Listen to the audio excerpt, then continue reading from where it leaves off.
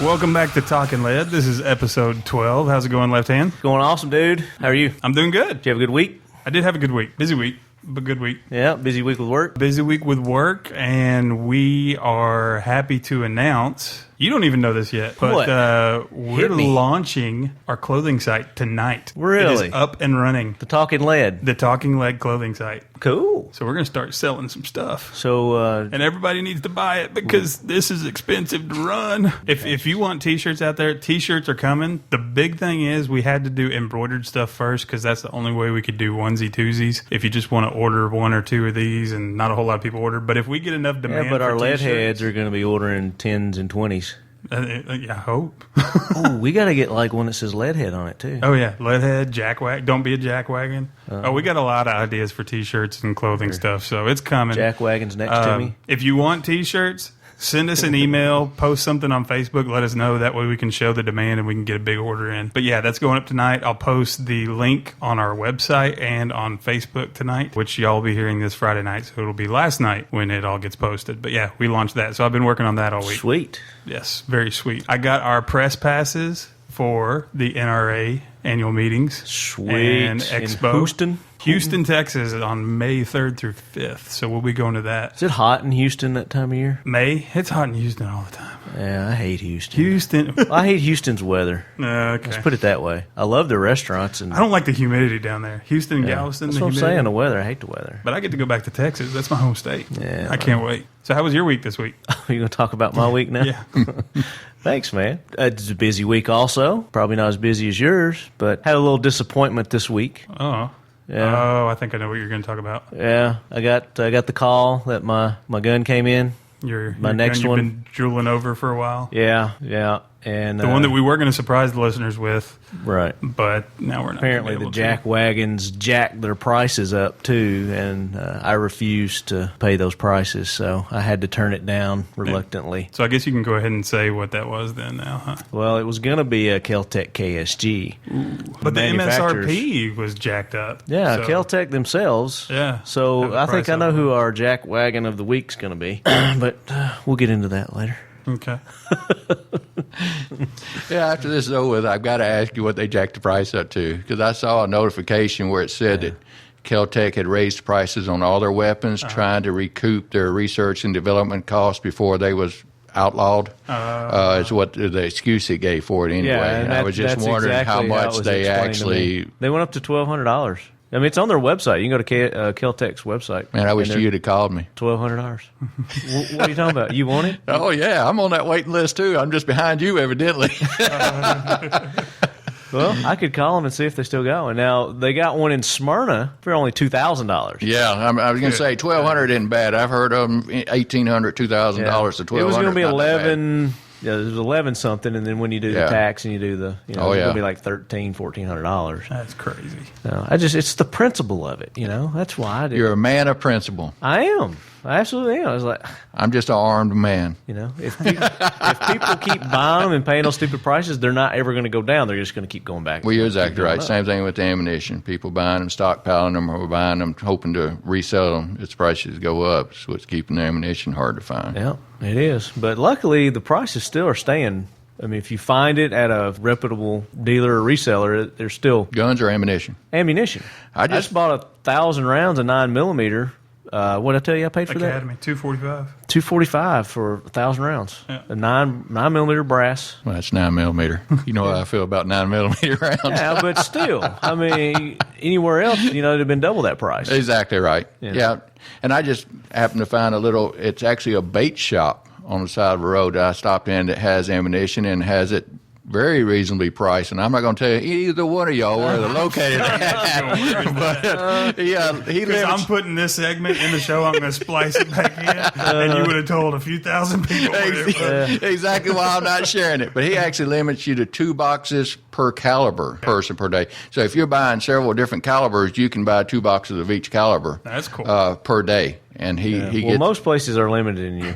Yeah, most Box, like like Academy, one box per one day. box per day and it doesn't matter how many different calibers you want. You only get one But box. luckily, So you this got to pick and 1,000 choose. round was one box. That's awesome. That is awesome because Academy Sports, every time I've gone in there, their shelves have been bare. You gotta except get for in like there. 30-aught 6 or 7 millimeters or something You know like what? that. I also found out what they're doing at What's that? Academy. They've got stuff. They just keep it out on the truck, and then they decide when they want to put it out. Oh, I didn't know that. Even they had an AR the other day. Really? Yeah. They had an AR. It was AR-10. It was a 308. And I asked the guy, I walked up to the counter, said, "You guys got any ARs in?" He goes, "No, we don't have any in." And got to looking down in their little cage area. Mm-hmm. They don't display them. They keep them down there. They won't put them out. And I said, "What's that down there that says 308 on it?" He looked down and he goes, "Wow, there is one down there, isn't there?" But then he went into the story telling me about how they get stuff in and they've got it, and they don't know if they got it or not, but they got it. They lock it up on the trucks out there, and they got ammo and they got the guns, and for whatever reason, they're not bringing them out. I don't know what it is. Well, I went into a gun shop the other day and saw they had a wall full of them. And I asked him, I said, "How are you getting them?" He says, "I'm making them myself." He's buying the upper and the lowers and actually assembling them there, and he's got a wall full Well, of them. even in his those shop. are hard to find. You Yep. can't even find uppers and lowers, to build them. He's actually building his.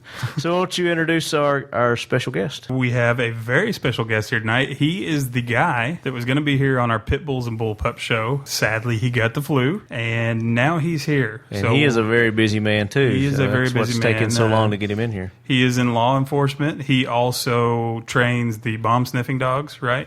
Yes. At different, locations, law enforcement, airports, stuff like that. Military. I haven't done military. No military? No. We've done federal government. I've worked with ATF dogs, Border Patrol dogs, TSA dogs. And you own your own business as well, the Canine Psychology Center. Correct. That's more of the basic obedience and behavior modification. And it's caninepsychologycenter.com, right? Exactly. David, welcome. Thank you. Thanks for coming out. Thank y'all for having me here. Appreciate you Not a making problem. time for us, buddy. So we're going to do a little bit of throwback to that Pit Bull and Bullpup show, talk a little bit about some dogs, but then we're going to talk about some cool gun and bomb stuff, too. Yeah. Dude, did you say bomb? Bomb? Got to clear the theater now. Oh. It's a federal offense. What? It's a federal Yes, I said bomb. Or that's fire in a theater and it's bomb at an airport or on a plane. Probably. Can't say that. That's still a federal offense? To threaten, not just to say the word, but to It threaten. used to be just say the word and you getting deep doo-doo. If you lead anyone to believe that you may have an explosive device on you while you're going through the screening process, it's called a false statement, which is a civil offense there. So if I went through and I said, "Man, this jacket's the bomb," No, that's not making a threat. okay. That was I wouldn't advise it, but it's that was that's me not being making a threat. urban.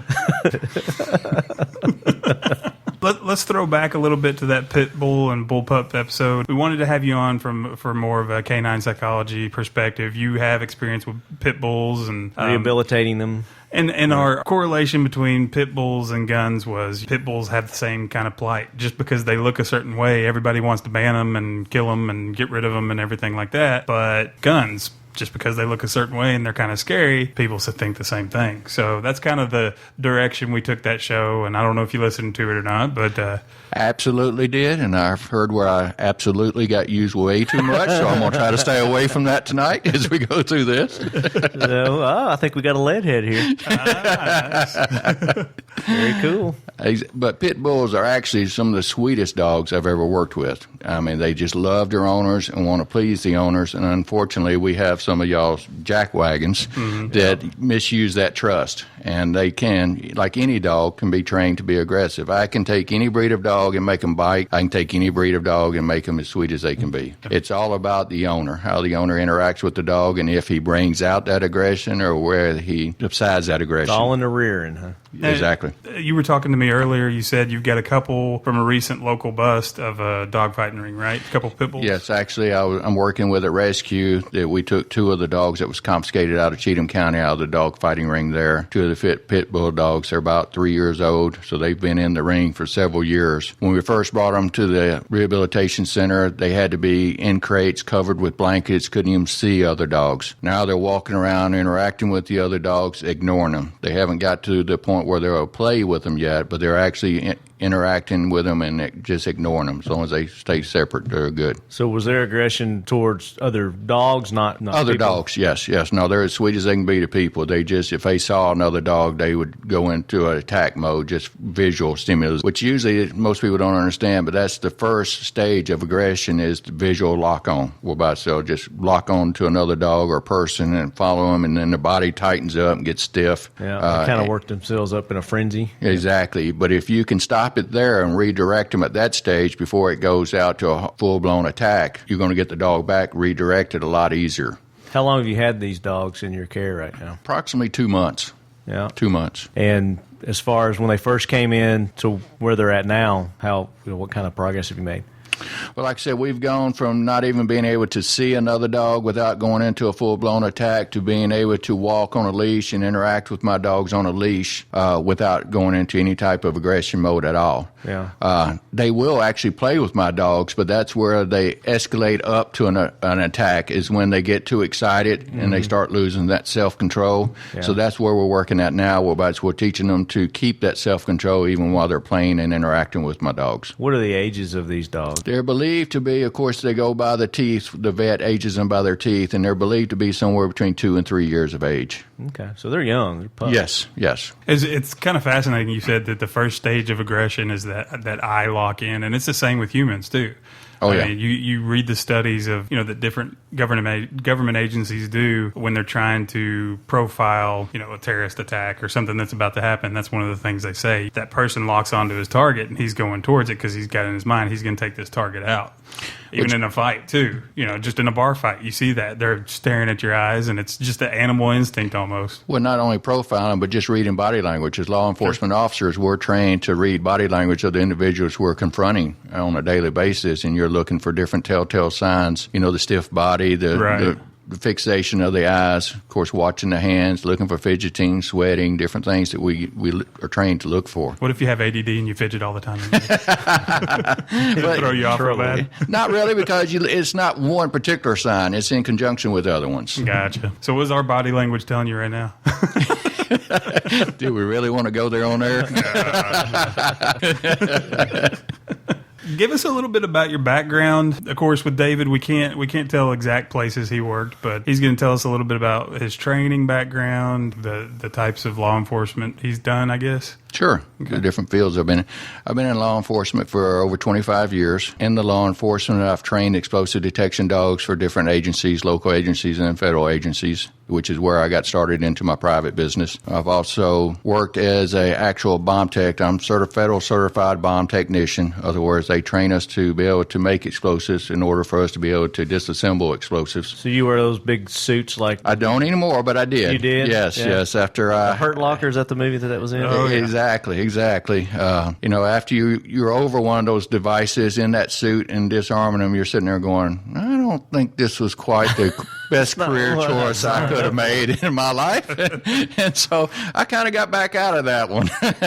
Of course, it turned out not to be an explosive, but, at the time when you're up there approaching it and working over it and disassembling it to see if it's actually a device or just a hoax device, you never know. So how long does it take to get in one of those suits? That is something you don't rush. And they weigh about 75 to 80 pounds of Kevlar that you're wearing on it. And, They look like they weigh more than that. It's a joke among bomb techs that it just keeps you in bigger pieces. So they it's easier for them to bag you up when things go wrong. Right? What about the shoes of those things? What are those made of? It's actually Kevlar, and it's just a cover that goes over your normal shoes that you wear on duty. Okay. It kind of goes around your ankle and covers over your shoe or boot that you have on. You got to have probably assistants putting those on, right? Yes. It usually takes at least 2 to put it on, and then they have an actual air circulation system that brings in air from the outside and circulates it around inside your helmet. You have radio communications that are in the helmet, so you can just talk normally back to the ones. Mm-hmm. Nowadays, more time than not, they're going to use a robot to approach and do the initial assessment, whereas in the olden days, back when I started, we had to go up there and assess it and then come back, get your equipment, your stuff you need, and then go back up there and disrupt it or disarm it. As part of your training, did they ever explode something around you or near you? Man, we think alike. I would have that. I think that would be cool. I mean, Obviously, they're not going to do anything that's going to kill anybody or hurt anybody, but just to get you used to. Where in the training scenarios, they booby trap you constantly, but it's with a buzzer. So when you go in there, and trying to disarm things, but let me finish. That's just why you're in your training scenarios. But you actually do build real explosives, set them off, and then you come back and look through the debris and actually have to reassemble what was built originally. So and you have to blow stuff up then. Right, exactly. Oh, yeah. Cool. And you reassemble through the debris what you actually built, and you take pictures to compare the two to see how accurate you was. And that's teaching you because it's with most law enforcement, we're there after the fact. And so we're having to gather all their evidence up and work backwards back to what happened and recreate. That makes sense, yeah. And so that's why we do actually blow things up. You get to put it together. You work with all different types of explosives that are out there on the market today. They teach you how to safely do it because you got the Antarctic cookbook and stuff that eliminates a lot of would-be bombers for us over the internet. If I say get just enough to get them hurt. Yeah. Gotcha. Now, what was? Oh, the Anarchist cookbook. Gotcha. Yeah, exactly. Gotcha. Yeah. What is thing, that?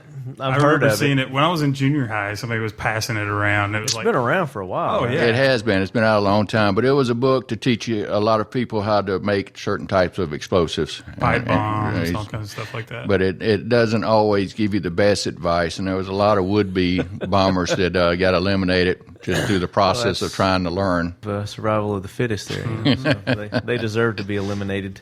Exactly. Strengthen our gene pool, please. Yeah. Did you start off in law enforcement as explosives and then get into training the canines, or how did you get into the canine psychology aspect of everything? How did you become a canine psychologist? Actually, started out as a law enforcement officer, and then got into being a canine officer. Okay. And in order to be a more proficient explosive detection canine officer, they wanted us to be more proficient in explosives to understand them, understand the limitations. Because if you go into a room, it may be booby trapped, and if you go in there with a canine to search it, you want to have some understanding of what you're working with, so that you don't get yourself and your dog killed. Mm-hmm. Right. And so they wanted us all to become bomb techs. So we went to Redstone Arsenal, became a certified bomb tech, and learned. And then we switched from being part of the United States Police Canine Association certification to being part of the Transportation Security Administration, which was originally the FAA canine program. And I was actually one of 4 trainers that was invited down there to actually come up with a train the trainer program for that canine program. Awesome. And one of the things that we switched was how they clear an aircraft, because they was having you search down one side of the plane and back up the other side. And I'm sitting there going, you never want to pass an explosive and come back up on it. So now we started either end, and we clear both sides of the aircraft and work the way out, back out. So Gotcha. that, time on explosive is the biggest hazard that most bomb techs try to avoid whenever possible. Can you Makes sense. tell us where that facility is where you do that training? Is that top secret? All the federal dogs that are trained for either the military or federal agencies come through San Antonio Air Force Base. That's where all the dogs Hometown. that's where all the dogs are purchased, and where their initial training is done for most of the federal programs. Border Patrol, I think, has their own facility now, but they're one of the few that has a separate one. Most of them the dogs are leased, purchased, and come through there, and then go into the different fields for training. They purchase them from all over the world, don't they? Yes, usually over in Is there a Europe. specific place that they like to get their dogs from? Most of the time it's over in Germany, but in Europe, because they are known for their working dogs, they have different expectations for their dogs over there than we do here in the United States. We call the American dogs union dogs, because they have certain expectations. They think they're into entitlements over here, and they work when they feel like it. Most of the dogs here in the United States are underworked and overfed. Where over in Europe, it's nothing to go into a restaurant over in Europe and have 20 dogs sitting laying there side by side on the restaurant waiting on their owners to come back, all in the perfect behavior. Wow. Because they're expected to behave. They take their dogs everywhere with them because they do have that behavior level. Right. And it makes it a lot more enjoyable. And that's what I enjoy about my dogs, is when you got a well-trained dog, you can spend a whole lot more time with them. They can go places with you. You can take them just about anywhere. And most places will not object as long as your dog is well behaved. Is there a certain breed that's better than another that you found for the bomb detection? For a working breed dog, Yeah. mainly we're looking for a breed that has a high prey drive. Prey drive meaning wanting to fetch, because for them, it's playing a game of fetch. We start out by hiding their toy and letting them find their toy, and then we put the odors with the toy, and then we remove the toy, and they're just hunting for the odor. And we give them their toy as a reward when they find the odor. Gotcha. So that's how the training process, to simplify it, that's how the training process goes. So when they're working every day, they're playing. So it's not work, it's play for them. When I retired my first dog, and he had to stay home after working with me for 5 years, every day when I'd go out to work, he'd just cry. He wanted to go with me still every day. I'll bet. And it's nothing better than to get paid to have your dog with you every day, all day. I Have tell your you. best buddy with you, Yeah, right? exactly. Yeah, Exactly. awesome. And the way I got into the behavior part is I had friends that just was having behavior issues with their dogs, and they'd asked me to help them out. And I started working with them, helping them with the different behaviors, and just through word of mouth, it's just grown. Yeah. To where now we have me and 2 other trainers working there at the Canine Psychology Center. Awesome. And staying booked about 2 weeks out in advance, so it's doing good. Now, you've had some TV appearances, right? Videos, stuff Yes, like that? we have a book out, How to Stop and Prevent Dog Aggression, Mm-hmm. and it's been out 4 or 5 years now on Amazon. You can purchase it there or on our website at CaninePsychologyCenter.com. We also have a training DVD, which is the 10 basic behaviors every dog should know how to do, how to sit politely while someone comes up and greets you on, or how to sit I've politely for used petting. that video. Yes, you have. I think your dog went through the certification He did. process. Yeah. Did real well in it. Thank you. But it's He's a good boy. he is Oh, shit. big boy, but a good boy.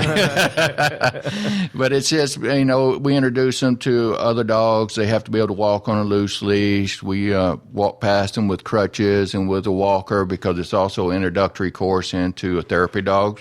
So we want to expose them to and make sure that they're not going to react aggressively or fearful to that. And then we evaluate them for separation anxiety. It's good. The video is good for anybody who owns a dog. Exactly It's right. not just for like a specialty dog, like a blind. What are they called? Therapy dog, service dogs. Therapy Service dogs. Or Yeah. service dog. No, it's actually for the anyone. everyday homeowner. Yes, Yeah. it is. And it's actually it's the American Kennel Club Canine Good Citizen certification is the course that we filmed. And what I did is took 2 different personality dogs from our local animal control. They was already 1 year of age, one of them, and we filmed everything that it took for me to train them to be able to pass the certification. And we have one high-energy dog named Lily that you'll be able to spot real easily, and then we have one that's Samson that's more laid back. Of course, he exercised for an hour every day before we started training, which a lot of people don't know You when had they to watch wear him that down a little video. bit. Well, just any dog. The old saying, a tired dog is a good dog. There is a lot behind that. Most nights, say 95% of all the behavior issues we get called out on is for lack of exercise. Dogs, you get bored, they get destructive. Dogs have energy that they can't get rid of. They're going to find a way to get rid of it if you don't give them a way to get rid of it. And it's usually not what you're wanting. So tell us about the TV appearances, too. I've been on the Channel 4 on the Noon Show talking Okay. about my business before, and it's made a couple appearances on there over the years. Kind of like the Jack Hanna of the morning talk shows here. I was gonna say the redneck dog whisperer. I don't want to compare him to the dog whisperer. Yeah, but if you throw redneck, it makes it so much better. Yeah. Kind of going back Psych. to what you were talking about, the bomb stiffened dogs. It made me think it would probably be similar to training a hunting dog, wouldn't it? Yes, Yeah. it's a lot of like Kind my of tying back into we talk about weapons and hunting and self defense and Right. I've actually been asked to train duck dogs before for folks or dove dogs, and it's about hunting and retrieving. Same thing that we look for in a working dog, and we just bring that out and use that for the purpose that we want it So designed you for. could also train hunting dogs then. Oh yeah. Okay. Yeah, we can train duck dogs, dove retrieving dogs. I've even worked with a guy with his coon dogs before going coon hunting. It's all scent work. so bloodhounds would make a good bomb sniffing dog then? No. No. We actually have a bloodhound that was you? brought to me by his owner. They was going to euthanize him because he was so aggressive. He was biting them and their Wow. children, and he was dog aggressive and people aggressive. And I actually have a video on my YouTube site where it took me a week to be able to get in the pen with the dog. It took me 2 days to be able to get in there to feed him. Wow. It took me another 3 days to be able to get in there and put a leash on him to take him out to be able to clean his pen. And now he plays with my grandkids. He's there. You've seen him, actually, Buddy, the Redbone Hound dog. Yeah. And he's just as friendly as he can be. But when he first came, he was as mean as mean. He's probably one of the meanest dogs I've ever worked with. We're going to blend in our jackwagon train to your background here. And I think that we ought to make our jackwagoneers of the week the people that come through the security check areas at the airports still having their weapon on them or in a bag or something. Do you see that a lot? Trying to get their weapon through security? Yeah. You'd be surprised how many people do not know where their weapon is. And, I mean, and they will have it in a bag and say that they grabbed the bag at the last minute to take a trip and forgot they had the weapon in there. Even firearms? Firearms is what I'm referring to, yes, yes. And I'm sitting there going, how can you not know where your firearm is? It just amazes So I got me. a question. All right, when these jackwagons show up like that and you guys catch them, what do you do with their weapons? The weapons are placed into evidence for trial And then disposed of? and then disposed of after the trial. Okay. Yes. And the sad thing is a lot of people don't realize if you pack it properly and check it, you can you can fly with your weapon. It's just going to be in the baggage claim. In the baggage claim, correct. You have to be... There's a proper way to pack it and store it, right? Yes, and all you have to do is contact the airline that you're flying with, and that they can give you the instructions, because each airline is a little different. TSA has their regulations, and then the airlines have their regulations. So you want to make sure. Are airlines more stringent than TSA on their regulations? Yes, sometimes they have more stringent requirements than the TSA does. Is there a more gun-friendly airline than another, would you say? I know Southwest is. That's the only one I'm really positive about. Yeah. Gun friendly? Mm-hmm. I don't think As far as like ease of, showing them, okay, I've got a weapon, it's flying with me. Right. Here's my bag. They're just like, okay, here's the process. See you, bye. I think they're all pretty much the same when it comes Okay. to that. I don't hear anyone complaining about the process. Okay. Once they understand it, it's just a matter of knowing your local police departments aren't going to have the guidelines for you. You're going to need to contact the Transportation Security Administration and the airline that you're flying on. I've heard stories of people that like forget their pocket knife in their pocket. Now they just lose that, right? Or will they have to go to trial for that too? No, it's just confiscated. Okay. So Yeah. you just lose If your it's knife. not- You got a $60 knife and you forget it in your pocket. Well, you're also subject to a civil fine. Oh, If it's really? not illegal, if it's not more than 4 inches, Mm-hmm. the blade isn't more than 4 inches, then it's just a prohibited item. And it becomes confiscated by TSA, and you're subject to a civil fine from them, but you're not criminally prosecuted. What do you think about So- the new changes they're trying to push through, where you can have the little bitty knives and stuff, little pocket I knives? find it interesting since they said the box cutters is what was used on 9/11, and it's There's no difference in that than a box cutter. A lot of Exactly those right. little knives they're pretty deadly. They're made from titanium. A lot of them are too. One thing that's always blown my mind, I've flown first class one time, and it happened to be, it was around 03, 04, or something like that, after 9/11, and the knife they gave me to cut my dinner with, holy crap. I mean, and I'm looking around in first class, and She had, like, everybody's a got real this steak sharp knife? steak knife, and I'm like, what the heck is this? But the logic sometimes in some of these places are like, it baffles me. You made a comment about a blade not being over 4 inches. Talk a little bit about that and what the law is on blades. The blade cannot be more than 4 inches of length, and we measure from the tip of the blade to the base of the blade. Yeah. It doesn't include the handle, but it's just the length of the blade itself. Now, TSA's new regulation, if I remember correctly, is 2.36 centimeters in length, I believe it is. Less. So it's a very small blade. But what you're saying is that if it's smaller than that, you can have it, or no? smaller than 2.36 centimeters, I believe, is what the new change is, regulation is for TSA, that you can And actually it's okay carry it to on carry the plane. that on the plane. Right. What if, and you were talking about a civil fine, as long as the blade is less than 4, you said they're not subject to a civil fine, or? They are subject to a civil fine. You've got two different things going on there at the airport when you come Right, through the that's what I security want you to- checkpoint. yeah, that's what I want you to get have into. prohibited items, and then you have criminal items. Prohibited items is going to be regulated by TSA. and you're subject to a fine through them. Criminal items are going to be enforced by law enforcement, local law enforcement at the different airports, and you're going to be prosecuted criminally for any criminal offense. You're also subject to civil fines through TSA for criminal offense too. So if you have a criminal offense, you can actually face criminal prosecution and civil fines. Whereas if it's just a prohibited item, you won't face the criminal prosecution, but you're still subject to the civil fines. So what's criminal about having a knife that's longer than 4 inches? That is the TCA law, is you're not allowed to carry a knife on your body for the purpose of going armed that has a blade of longer than 4 inches. That's just at the airport, though. And when you say TCA, that's Tennessee Code Annotated, right? Tennessee Code Annotated. But that's anywhere? That's anywhere. That's So anywhere. That's My Tennessee question law. So if Yes. you have a blade longer than 4 inches on your person, that's illegal? Concealed. Concealed. Yes, for the purpose of going armed. So you like this one? And this is a question I have for you. My SOG Trident, which if you want to see it on the video, you can go watch the video on YouTube. It's exactly 4-inch blade. But there's also this little tricky law about having a spring-assisted blade. Well, SOG, this is not technically a spring. So this is legal, but if it had it's not legal. No. Really? If it opens by itself. It doesn't open. I have to actually do it. No. Let me show Okay. you. Yeah, let me I'll see. show you the test we run on it. Okay. Can you hold If your you- hands out there? If you start it Uh-huh. and it opens, Really? that spring assist, which falls under switchblade. Really? Yes. Actually, I've been breaking the law for the people last get 3 arrested all the months. time on these, actually. Holy cow. You're not now because you're in your own Home. office Residence. building. Yeah, but I mean, I'm place not of going to work. carry it anymore. Wow. So So this that's- is legal. if you have to manually, physically open it, and it cannot open on its own once you start it, then it's legal. So that's the test, is holding it and just let, okay. And it actually, under switchblades, it says inertia. If you can sling it and it opens on its own, that falls under the switchblade. Oh, well, I can do that Yes. with this. That falls under the TCA.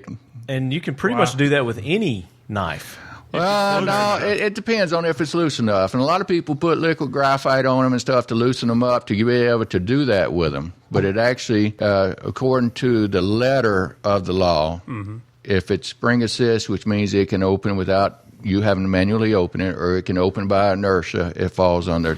And I am not a lawyer, and I've got to tell people this. No, that's It's fine. kind of like a thing, but it's what police officers, what we used to go by Right. So to see if we had the probable cause to charge you or not. one of the reasons I bought this knife, Right. I've got kids, Yeah. you know, and it's got the seatbelt cutter. Mm-hmm. So if I have this in my car, is it illegal? Well, you got to listen to the wording I said. Intent. Okay. Purpose of going armed. Okay. So- if it's in my glove compartment, I'm good to go. Or in But if your I have it pocket. on my pocket, No. It's not a matter of the location; it's how you answer the questions of the officer that's doing the Intent. investigation. What is your intent with You that? know, if we have somebody comes up and we say, "Why are you carrying this weapon?" Well, for protection. Well, You're then armed. you're carrying it for the purpose of going armed. Gotcha. If you tell me, "Well, I'm using it because it's had a seatbelt cutter on it, and I have it in case I safety. need it for safety purposes," then you're Then not it's a carrying harm. it for the purpose of going armed. Okay.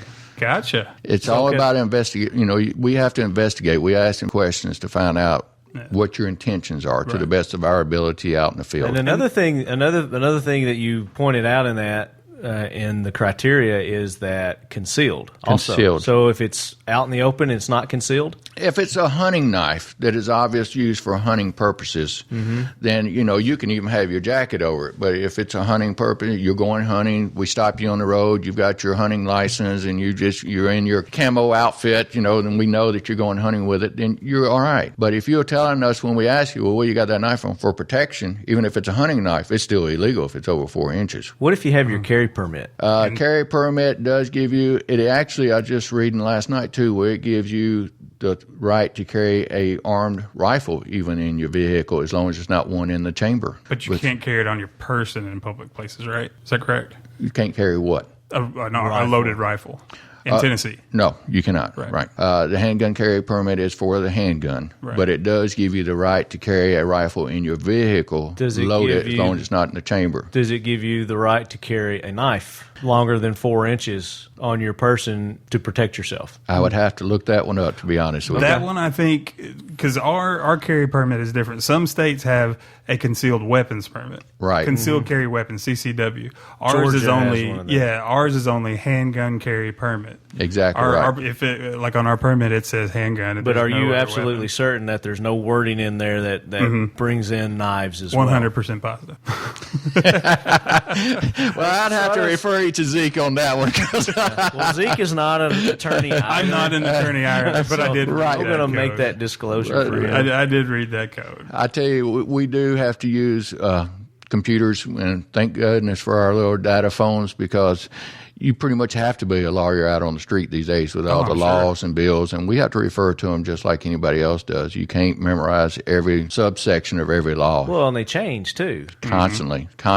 And We a were lot of just people talking don't about understand one. that it's your responsibility to stay up on those changes too. You ever Yeah. heard that ignorance is no excuse for the law? Absolutely. You can't say that I didn't know Right. and think that that's Doesn't going to work. get you off. No, Doesn't work. If you've got a handgun carry permit, you're responsible for keeping up with the laws and the changes of it. And that's, we were talking before the show started about one of those laws as far as the carry permit goes, and that's in an establishment that serves alcohol. And, you know, we were confused as to, because it's gone back and forth on whether that was allowed or not allowed. And I think we've determined that at this point in time that it is allowed. You are allowed to carry a firearm if you have your permit into an establishment that serves alcohol, as long as you are not drinking. And we consulted your friend David that has a training company. Yes, he is actually a permit instructor. Packing Heat is the name of his company, and he, Nice name. and I actually called him to make sure that we was up on the latest information of it, and he said it is legal to carry one inside an establishment as long as you do not consume alcohol. And what is his name? Jeff Eady. Jeff Eady. Jeff Eady. Packing Heat. We Thank you. appreciate the info on that. Packing But Heat. once you have one drink or you consume any amount of alcohol, it's actually a crime to consume alcohol while you're armed. And so you can be charged with felony, intoxication. Yeah. felony. Being intoxicated or consuming alcohol while you're armed. Breaking the Lose your law. permit. Breaking the law. And we brought that up because we're talking about how quick the laws change. And just from the time that Left Hand took his permit to the time I took mine, that had changed. And his was just, a few years ago? And then I had mine a few months ago. 3 and years ago. The laws have totally changed. They do. They change you have a lot of new laws going into effect January 1st, and a lot of new laws go into effect July 1st. And so around those time periods is when we usually get a notification of the changes that we have to review and stay up on. I think that one changed last July. Right. And like you said, I mean, you got to keep abreast of what's going on. And, you know, one that's going on right now is that trunk gun law, Guns and trunks bill. guns in trunks bill. And sometimes they will wrap things inside bills that are related to other things as well. So, you know, I don't know if there's anything wrapped into that one that anybody needs to be aware of at this point in Everything time. I've read about it, it's basically just where in the state of Tennessee right now, you can't store your gun in your trunk in certain workplaces. It's not just your trunk, it's your car. Oh, It's yeah, your in your vehicle. car, loaded in your car. Unless you have a permit, of course. And even if you have a permit, you can't do it on school property. Well, this bill, which has passed all the way to the governor now, it's gone through the House and all the little processes. And why is he still sitting on that, by the way? I don't know. Unless he signed it, we just hadn't heard about it yet. It was I week looked was it the up last thing I today. heard. I looked it up Still today. hadn't There's done it? nothing on it. Yeah, I didn't see anything. And I've heard passed. media reports that says he's going to sign it. Right. It just, to That's my what knowledge, I it keep hasn't reading. it hasn't well, been signed yet. Sign it. Exactly, because that limits a permit gun holder from being able to carry his weapon back and forth to work in Yeah. most cases. Dropping your kids off from school. Exactly, you know, all and kinds of it's different things. and if I have a handgun carry permit, I want to carry the gun. It's the reason why I've gone through all the hassle to get the handgun carry permit. Now, once the law passes, it still doesn't mean that you won't be subject to your employer's regulations. Right. Which They means can that still they fire can you they if can it's still their fire you or policy. have disciplinary procedures brought against you if they do not allow it and you get caught carrying it. But you won't have to face. You won't be subject to criminal. And that's one of the controversies about that law is because a lot of people are interpreting it as it's protecting the employee against the employer from doing that. And that's one of the big gripes. I think that they're That's a misconception. I think what it's going to help more than anything is the employer with liability of the weapons coming on their property. Yeah. And I think that's why a lot of them are keeping their regulations intact, that they're not going to allow you just because they're worried about the liability for them if something was to happen on their property and they allow you to carry the gun on there. And I think that's one of the things they changed in it to get it passed is originally it was completely, look, they get to carry it, no matter what. And a lot of the industry in Tennessee was like, no, if we don't want it on our property, we can't. Okay, well, now it's like you said earlier. Okay, well, we won't criminally prosecute. You can still fire somebody if you don't want them to have a firearm on your property, but we won't criminally prosecute them where it used to they would. Exactly. Exactly what the wording was changed in it. To my knowledge, too, I heard the same thing. And I think that might be what's tying it up, too, is they're trying to get clarity on that particular issue right there. And that might be what's holding it up. So, David, we kind of gone a little bit in your background, your law enforcement history, and training the canine sniffing dogs and all. We asked 3 questions of everybody that comes on the show, and we're going to throw those at you too. Tell us a little bit about how you got into firearms. Actually, when I was young, I was into hunting. My dad took us squirrel hunting, rabbit hunting, so I got started there with the rifles. I actually didn't get into handguns until I got into law enforcement. Okay. What was your first gun? First, let's do first gun when you were growing up, and then first handgun you got. First gun growing up was a .22. First handgun was the Smith & Wesson .38, the old police revolver. Was that an issue? Special. Yes, issued. What was the first one you went out and bought yourself, spent your own money on? I believe that was... You can remember back that far, old man. I believe it was a Ruger 357. Yeah? Nice. I believe so. Sweet. Revolver, yeah. The old revolver, huh? Oh, yeah. What was your first semi? That would be the Glock. Glock? Glock, when we went to him with as my duty weapon, when I was issued one as a duty weapon, and I really didn't think I would like it at all. No, I'll take that back. We did the Smith & Wesson 5906 first. Oh, you did? And that was actually my first ammo, and I really didn't like it because the first trigger shot was double action, and then it went to single action, and I always hated that change. That first one? The change in it. Yeah. So it seemed like that first round, it took forever to squeeze the trigger off, and then the next, it was hairpin from there. So a lot of times what we found out is part of our qualifications, we do a lot of quick drawing and double tapping. Well, sometimes that second round would go so fast, you'd get a third one. Transitioning from that double to the single. Needless to say, it probably threw your, between your first and second rounds, probably threw that accuracy off quite a bit, too. It did. If you was usually going to pull one, it was usually your first one when you had a lot longer trigger pull. Yeah. And when we went to the Glocks, we'd heard so much, talk about them when they first came out and everything that I really didn't think I would like it. And I really did enjoy shooting the Glock. It was like a revolver and a semi-auto mixed together. I mean, it was double action the whole time, was it every 45? round. First one? First ones we had were the 40s. Okay. 40s. 22s? Right. And now we carry the Glock 21 45 now on duty, but we originally started out with the 40s.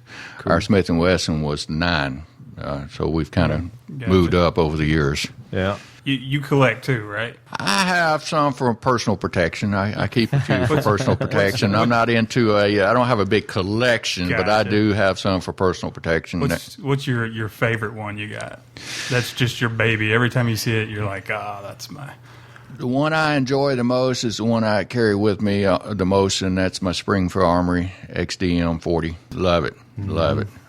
And then, of course, my backup is usually always a revolver, and I've got a .38 snub nose revolver I carry as a backup weapon. Gotcha. Is that the Taurus you were telling me about earlier? No, actually, it's the Smith & Wesson. Okay. We already got the law enforcement experience, so we can skip that question. All right. We also talk about pop culture stuff, music, movies that involve guns. What is your go-to movie, TV show, song that talks about guns, anything along those lines? You don't strike me as much a video gamer, so I won't even go there. I'm not. Although Call of Duty I have played with my son. I got my oldest son. Right on. My oldest son is a law enforcement officer, and we get in there and have some battles in Call of Duty, that kind of stuff. But most of my shows I like to watch are the old westerns with the guns in it. I still like the Rifleman. I've never seen anybody use that. Chuck Connors? Yeah, that lever action. 30-30? Yep. There's some channel on cable right now that plays the old Rifleman pretty regularly. Really? Channel 36 on Comcast on Saturday morning. He's got it down. Saturday mornings at 5 a.m. When you work the night shift, you know when the shows come on. You got it down pat. Yes. The trivia question from last week was, we went back to our Walking Dead show. Governor. What was the bullpup design? You know, funny enough, we're kind of throwing back to the bullpup Exactly. and Pitbull's Ties episode. in tying good it here. in. The bullpup that the governor used when he first attacked the prison, it was the Steyr Og. And we had a lot of people answer that one. And tonight we are doing the drawing for the free 2-hour tactical training from Palisade Tactical. We're going to let David do We that. will let David do the drawing. Wow, I've got some ammunition in this cup too. But the names are in there too. It's a movie trap draw. Watch out, David. And it's in a big pimp cup that says Big Daddy. You gotta show that on That's there. on the video too. I got it as a gift it was like a bachelor party gift. But yeah, it's pretty Whatever. You went out and bought that. You know cool. I you did did. not. It's a bachelor party gift. So, You saved up for months to get that so cup. just read the first name and the last initial. Justin M. So Justin M. M is in Mike. Congratulations. Congratulations. You JM. have won that 2-hour free tactical training from Palisade Tactical. And once again, Sam at Palisade Tactical did say if you aren't able to make it to Tennessee for that 2-hour training, he will make it up to you in some swag, some Palisade Tactical T-shirt, hats, whatever he ends up having. Now, there was one thing we forgot to do back when we gave away our first giveaway, those Zombie Strike rail-mounted lights. We had a sponsor for that, and Left Hand forgot to announce that sponsor, so I'll leave it up to him to make that one up. Up to me. Yeah, I don't want you to tick those people off. They gave us zombie lights. Well, you're the one who set it up. Not my fault. So special thanks to our NC Star Zombie Light sponsors, which would be HG Press, Holder and Green Professional Real Estate Services. We greatly appreciate that, guys. And if you guys get a chance, our listeners, and you're in the Middle Tennessee area, and you need real estate assistance, give these guys a call. Call them at 800-615-1840. Extension 2222. And it's really cool to see that. One thing we talked about when we first started this, what kind of sponsors are we going to get? Because we're about guns. Oh, gosh. Is it only going to be gun shops and ammo companies? We've talked to a few companies that are gun-friendly outside of the gun industry, and it's neat to see people like that kind of stepping up. And Absolutely. And doing you think things about that field of work, realtors and real estate agents, the type of positions that they put themselves in out there every day, Sure. meeting strangers and, going to these remote places to show, properties. They're probably some of the biggest advocates of handgun carry there are. No. I've actually seen some, like on the Outdoor Channel, they've got the personal defense? Or no, that's on Sportsman Channel. One of those channels that has gun shows. There's a show called Personal Defense, and they did a whole episode on real estate agents. It was pretty neat. And the ways that they can, position themselves. Say if there's an open house, one of the scenarios they used was this lady was putting on an open house, a real estate agent. The guy kind of stalked it out to see when it was ending. And about 20 minutes before it was ending, he knew she was still going to be there. He waited till the last person was gone. He took the sign off the top of the road, took the balloons down, and went down and acted like he was going to look at the house. And she was showing it to him normal, and she turned around. As soon as she turned around, he grabbed her. So they were showing how that real estate agent, female or male, can position themselves right the entire time if it's a one-on-one situation like that. Pretty neat. There may even be some future trainings around here that specifically target, teaching real estate agents how to handle themselves. Well, I know there are classes out there that are offered for that. Yeah. Well, even if you go through different situations in your mind and what if situations, whether you're at home, whether you're in your car driving, whether you're out on the street area, what would I do if this happened? What would I do? It helps you when the situation actually does help. You go back to what your mind memory, what you've gone through, and it never hurts to always try to think ahead and be prepared. Yeah, and always be aware of your surroundings. Exactly. Don't get so caught up in your latest electronic gadget that you're sitting there walking with your head down. You could walk right into traffic. Some people do, and you wouldn't have a clue that somebody's stalking you until it's too late. Kind of throwing back to your experience, we're kind of jumping around a little bit since we've done the trivia, but you got any cool stories that you're allowed to tell? So maybe like some bomb situation or... Through the K9 Psychology Center or through your the Canine Psychology Center.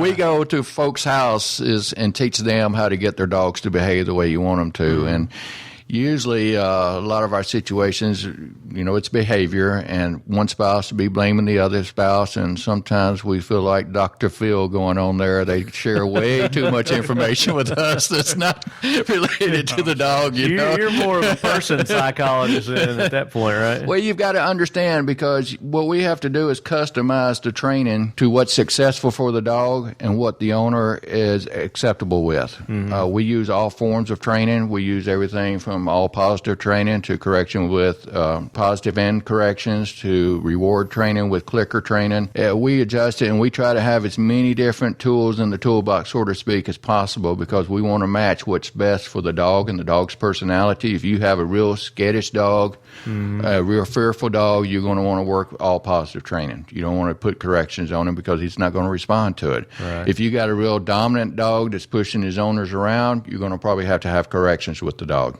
And a lot of it depends on how motivated they are for the toy or the treat. So what's one of the strangest, weirdest training sessions you went on? Preferably with guns. I know you were starting to tell us a story about something that happened with a bomb threat on a plane or something. Right. We had a VIP... But that wasn't through the Canine Psychology. No. This is through the law enforcement, my law enforcement experience. And there was an airport that had the president actually in town visiting for a fundraiser. And there was a bomb threat that was found on an aircraft. It was a note that was actually found in a rear laboratory on an aircraft. It was in flight? In flight. It had taken off from Dallas, your home state. Everybody knows that's I've where gotten all the 3 Texas home states. where all the terrorists lives in Dallas. And the plane diverted into town, and the dogs, explosive detection dogs, were deployed on the aircraft. 2 dogs were actually deployed on the aircraft, one to go to the front of the aircraft and start clearing towards the back, and one started at the back and start clearing to the front. The one that was headed towards the front's dog broke, which means he started pulling towards a seat and went up underneath the seat and sniffed and gave a final response. Now, what most folks don't know what a final response is for an explosive detection dog is different than drug dogs. Drug dogs are usually bark or scratch at the item. Your explosive detection dogs sit and look at the handler. We don't want them barking and scratching and biting, trying to retrieve it. Don't want to be too fidgety. And when the dog indicated, the other handler on the plane with his dog saw it from the back of the plane, went running out the back of the plane and down the runway. He knew that there was a final response on the aircraft. And it turned out that the FBI was brought in, interviewed the person who was sitting in the seat. She stated that she had just gotten the bag from her husband that morning, of course, threw her husband under the bus, sent the FBI back down to Texas, which this was occurred in a different state. Sent the FBI down in Texas, pulled him off his job, called him in to interview him, and he said, well, it's been in the trunk of my car for the last 2 weeks. He said, I haven't even used it until this morning when my wife got it out to take it on her trip. And they said, well, what else was in the trunk of your car? What has been in the trunk of your car? And he said, nothing but yard fertilizer. He said, I've got a trunk full of yard fertilizer. Well, I'm planning on fertilizing my yard first chance I get. Well, of course, fertilizer has ammonia nitrates in it, which is one of the main chemical ingredients in your explosives. So that's what the dog actually indicated. So every time a dog gives an indication doesn't necessarily mean there's explosives there, but it means that there's a chemical that's in an explosive there. That they're keyed in on. Exactly. Did they ever catch the guy who wrote the note? Yes, actually, it was the flight attendant that was on the plane. Wow. She was having a domestic situation with her boyfriend and thought that if she wrote the note, the plane would turn around and go back. Oh my gosh! Yes, actually, and she ended up getting, of course, prosecuted for it. And stuff. I hope she's still in jail. Wow. Yeah, and they actually matched that up from where she tore the page out of her notepad, and they matched the 2 sheets of paper up for what was left in the notepad with the note. What a jackwagon. Unreal. We got another jackwagon we threw in there.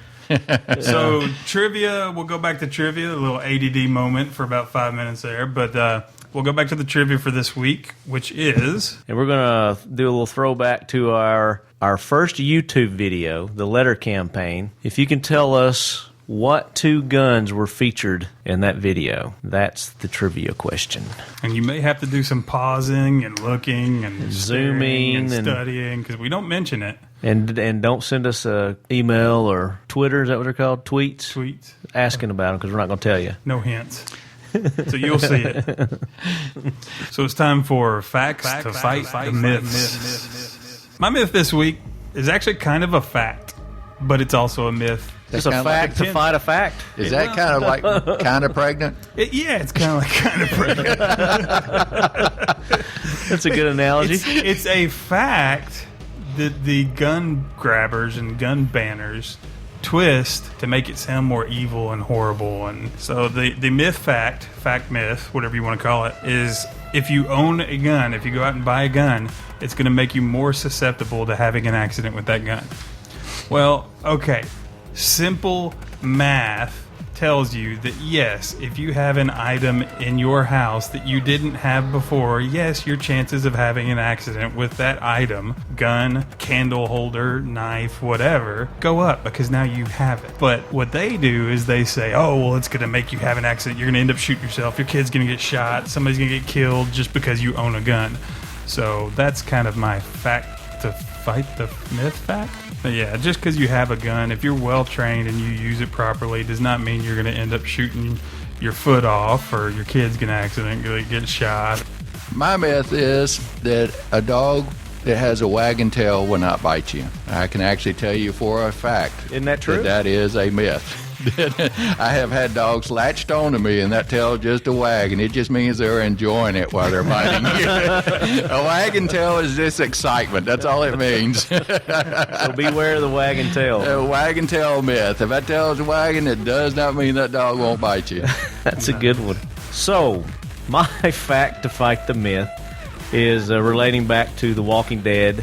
And this season, Season 3, Episode 12, episode's called Clear. It's the one where Rick goes and he and Michonne and his little boy, what's his little boy's name? Carl. Little Rick Carl Jr. And they are going back to his town there in Georgia. You just said Carl Jr. and made me hungry. Carl Jr.? Carl Jr. Hardee's? Parties. I haven't eaten dinner. Jeez. I haven't either. Have you? I hadn't had breakfast. I thought you were going to bring dinner tonight. Where's the buffet? The catering. Right here. So Rick is leading this expedition back to his old town, and they're going to look for guns. And he's going to these specific places where he knows guns are located. And he makes a comment. Michonne says, so how do you know, that these guns are going to be there? And Rick makes a comment about some of the business owners kept guns under their counters. He knows this because he signed the permits himself. Rick's the sheriff. Mm-hmm. So, he's in Georgia, and this is inaccurate because in Georgia, they don't have to go to the sheriff's office to get their permits. They have to go like us, right? Yeah, pretty much just like us, or they go to a judicial body, legislative body or something like that. I don't know. But anyway, the law that I found, and this goes to even non-permit holders, is it states that if you are not prohibited by law from possessing, and you have to look at what their definition of possession is, a firearm, you may carry a weapon on your own property and in your home, motor vehicle, and place of business without needing a valid weapons carry license. So whoever the writers were of this episode were apparently from New York or somewhere like that. They didn't do too much research. Yeah, so that was my fact to fight the myth. Just a little thing you probably wouldn't have caught if you weren't as astute as I am. Or don't have a life. Or that. We've got some new listener feedback. We've got Jim V. He emailed us. Real quick one. Said, just found you guys. You're a lot of fun. More. I need more. I like Of? that one. Us. Okay. We had another one. And I'm gonna Keep writing those letters, Jimbo. I'm gonna be. These are some new iTunes ones. Okay. Gave us 5 stars by Dano313. Says, great podcast, guys. You get a 5-star for the simple fact of being pro gun. yet not psychotic anarchists that make the rest of us look bad. I'm a huge gun fan. Just give us time. We'll do No. something. I'm a huge gun fan with quite a few of my own, so this is a great show to listen to on my way to and from work. I'm only on episode 6, so I'm not up to date though, and anyone telling you to stop talking over each other are a bunch of jackwagons. Bunch of jackwagons. Absolutely. It makes it more conversational. Absolutely. Absolutely. Absolutely. Absolutely. Keep up the great job, guys. Your fellow Tennessean. Tennessee. I don't know who it is. Sweet. Then the Thanks, brother. last one is What a Podcast, 5 stars by Tankless Pro. This is the one that I told you I was reading and my head started slowly growing, and I told you to pop it real quick so I don't get too arrogant. So I need to grab a pen real quick. He says, an excellent podcast. Zeke and Left Hand are a match made in heaven. He needs to be sitting in my chair. Guys, keep up the good work. I have listened to all of your podcasts. It's good to hear some Southerners in the mix with the Yanks from Illinois and Georgia. One of the best things that come from Tennessee. Where's the love for Bama, though? Just because we're last in just about all categories except alphabetical order and college football. Just kidding, guys. Keep them rolling. Rolling. Thank you, Tankless Rolling Pro. Tide. There you go. There's our right. shout out. I forgot to give a shout out to the Atlanta Pit Bull Rescue on our last our Pit Bulls and Bullpup show. So I waited till David came in and gave us a little more insight on the Pit Bulls. So I do want to give a shout out to Atlanta Pit Bull Rescue. We've left a lot of people out. Yeah, from we episodes, have. haven't But just go back and check out AtlantaPitbullRescue.com. Great organization there. Oh, also want to give a shout out to TG Promotions. Those are the people that set up our clothing line website and are going to be getting all that stuff together. Great people over there. Just if you have any promotional items you need to get done, whether it be T-shirts, mugs, pins, anything. I want you a name hat it, that he can says come up Left with it. Hand. He can come up with it. He can find anything, I promise you. But that's TG Promotions. Just ask for Terry. Tell him we sent you if you go. Absolutely. Also, check out our new website. We'll have it posted on Facebook and our store. Our store. We already Our have the website. storefront. I'll have it posted on our website.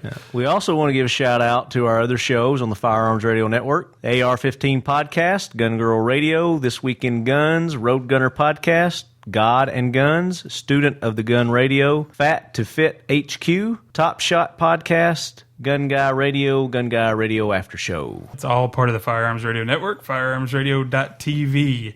Also, don't forget to follow us on Twitter, Facebook, YouTube, and our website, www.talkingled.com. And don't forget about the AR-15 Beauty Pageant is March the 28th. March the 28th. That's going to be a fun time. It's probably going to be an extra long show for you guys, too. So we'll have to start that one on time. Whatever. And as always, Left Hand. Hey guys, wait a minute. What about the EDC check? He called us out on it. We forgot it the past couple episodes. We have. All right, since you called us out, let's start with you. Go for it. What you packing there, Big D? Well, I've got the Springfield Armory XDM 40. Nice. And as my backup weapon, I have the Smith & Wesson 38 snub nose with the Crimson Trace laser on it.